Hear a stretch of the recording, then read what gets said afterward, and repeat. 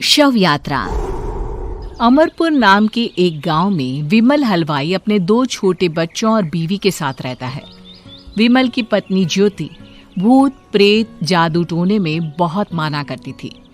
इसका बिल्कुल विपरीत विमल इन चीजों को दक्यानुसी माना करता था। रोज की तरह विमल अपने मिठाई की दुकान जाने के लिए निकलने की हड़बड़ी में होता है। मैं निकलता हूँ ज्योति, देरी हो जाएगी, दुकान भी खोलनी है मुझे। अजी ध्यान से, आज अमावस्या है। रास्ते में कोई कपड़ा या कुछ भी गिरा हो तो उसे लांग मत दीजिएगा, बगल से चले जाइएगा। अरे ऐसे तो तुम मुझे पागल ही कर दोगी क्या? हाँ, मैं नीचे देखकर चलूं कि सामने से कोई गाड़ी घोड़ा आकर मेरे ऊपर से चला जाए? दोनों हालत में तो मेरी ही मौत है। अरे क्यों सुबह सुबह इतनी अपसुगनी बातें कह रहे हो जी?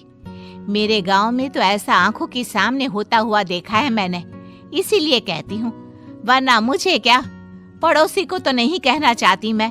पति हैं आप मेरे, इसलिए बोल रही हूँ। विमल अपनी मिठाई की दुकान चला जाता है। दुकान पर पहले से ही ग्राहकों की लंबी लाइन लगी हुई थी। ये लो, वहाँ ज्योति अमावस्या को लेकर परेशान है और आज तो हमेशा से ज्यादा ही लंबी लाइन लगी पड़ी है। अच्छी खासी बिक्री होगी आज। विमल दुकान खोलता है। एक के बाद एक ग्राहक उसकी दुकान पर मिठाई ले रहे होते हैं। तभी गांव की एक बूढ़ी औरत विमल से कहती है, जिस तेजी से बिक्री हो रही है, कहीं किसी की नजर ना लग जाए, नींबू मिर्ची टांग ले। अरे क्या चाची तुम भी, ये सब नजर बजर कुछ नहीं होता है। कैसे लोग हैं मेरे आसपास। अपनी दुकान से शाम को विमल हंसते कूदते वापस घर आता है। हाँ, आज तो अच्छी खासी बिक्री हुई है। 1 महीने में जितनी बिक्री होती है, एक ही दिन में आज उतने पैसे कमा लिए मैंने। ये तो बहुत अच्छा हुआ जी, आज ही घर की नजर उतारी है मैंने। बिक्री तो अच्छी होनी ही थी। अच्छा, तुम खाना लगा दो, सारा माल बिक चुका है। मुझे शहर जाना होगा, कुछ चीजों की जरूरत पड़ेगी। रात भर मिठाई बनाऊंगा, तब जाकर कल सुबह दुकान खोल पाऊंगा। खाना खाकर विमल शहर जाने के लिए निकल पड़ता है। सुनिए जी, ध्यान से जाइएगा। चौरस्ते पर किसी जादू टोने की चीज पर पैर मत रख दीजिएगा। हे भगवान, हद हो गई ज्योति, ये तो मैं जा रहा हूं। विमल गुस्से से शहर जाने निकल पड़ता है।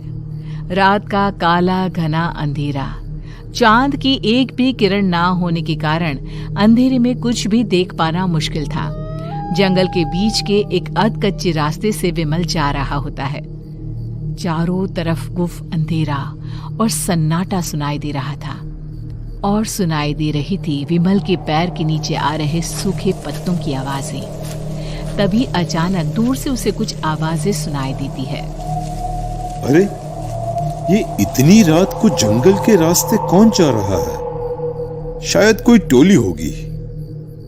राम नाम सत्य है, राम नाम सत्य है, राम नाम सत्य है, राम नाम सत्य है। धीरे धीरे आवाज कुछ कुछ सुनाई पड़ती है।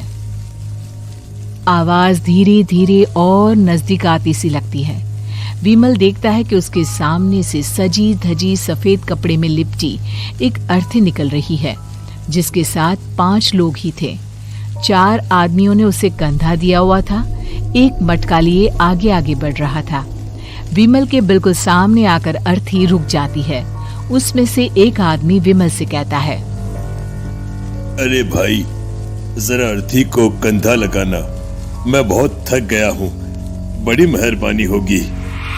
हाँ भाई, कंधा तो मैं लगा दूं, पर रात को 12 बजे ये शव यात्रा, इस समय कौन अर्थी ले जाता है? तभी विमल को ऐसा लगता है कि शव में से आवाज आई, ये आवाज। मजबूरी है भाई, आप कंधा दीजिए, मैं रास्ते में सब बताता हूँ आपको। विमल अर्थी को कंधा दिए चल रहा होता है कि उसे ऐसा लगता है कि हाथ में मटका लिए जो आदमी शव के आगे चल रहा है उसके पैर उल्टे हैं। क्या हुआ भाई, हकला क्यों रहे हो? वो आपके साथी के पैर उल्टे। विमल अपनी बात पूरी भी नहीं कर पाता कि वो देखता है कि उस आदमी के पैर तो सीधे ही हैं। अरे नहीं, कुछ नहीं, मुझे शायद वहम हुआ होगा। धीरे धीरे सब आगे बढ़ रहे होते हैं। तब विमल को अचानक लगता है मटके में से एक हाथ बाहर आ रहा है। विमल घबरा जाता है। इसके पहले वो कुछ बोल पाता, कल्लू कहता है, मेरा नाम कल्लू है। हम 6 दोस्त थे, जिसमें से एक को तो तुम सोया हुआ देख रहे हो। इतनी पक्की दोस्ती थी कि जैसे हम सब सगे भाई हैं। पर किस्मत का कोई क्या कर सकता है। आज से 4 साल पहले एक नदी में हम सब नहाने गए थे, जिसमें डूबकर राजेश की मौत हो गई। किसी मजबूरी के कारण हमें उसकी अर्थी को रात को ही शमशान घाट ले जाना पड़ा। हम 5 उसे ले जा रहे थे। 4 साल पहले आप 5 में मैं कुछ समझा नहीं। मंकू अपनी गर्दन पीछे घुमाकर अपनी आंखें बड़ी बड़ी कर बीमल से कहता है, अरे भाई, पूरी कहानी खत्म होने दो, फिर बीच में बोल लेना, ठीक है? तभी रास्ते में एक हादसे में अपने दोस्त के साथ हम सभी मर गए। वो सामने देखो, हमारा दोस्त। बीमल सामने देखता है। उसे दिखता है कि एक ऐसा आदमी जिसका शरीर कई जन्मों से पानी के अंदर रहने के कारण सफेद पड़ गया है। उसकी आंखें बाहर की ओर निकली हुई थी। फिर ये अर्थी किसकी है? अर्थी के साथ के लोग अर्थी को नीचे रखते हुए एक साथ बीमल की ओर देखते हुए कहते हैं, तुम खुद ही देख लो। बीमल शव पर से सफेद कपड़ा हटाता है। शव की जगह खुद को ही देखकर बीमल के होश उड़ जाते हैं। वो शव बीमल की ही थी। पलक झपकते ही बीमल उस अर्थी की जगह पर होता है। 6 के 6 दोस्त उसी तरह अर्थी को उठाकर चलने लग जाते हैं। राम नाम सत्य है। राम नाम सत्य है। राम नाम सत्य है।